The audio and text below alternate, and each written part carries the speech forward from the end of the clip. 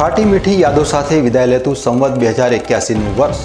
નવા સંવત 2082ના સૂર્યોદયે સુખ સમૃદ્ધિના જિલ્લાના આગેવાનોએ જિલ્લાવાસીઓને પાઠવ્યા આશીષ.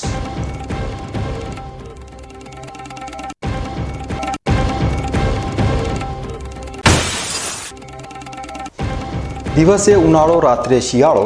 તાપમાનના તફાવતે ડીસામાં ઉભરાયા દવાખાના. તબીબોએ આપી તંદુરસ્ત રહેવાની સલાહ.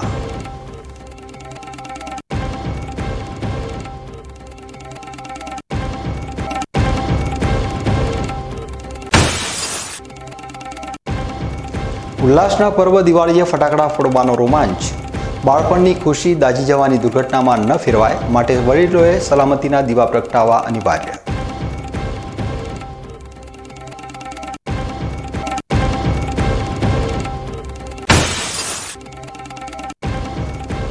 દિવાળીના પર્વે ધાનેરામાં વિકાસનો દીપ પ્રગટ્યો.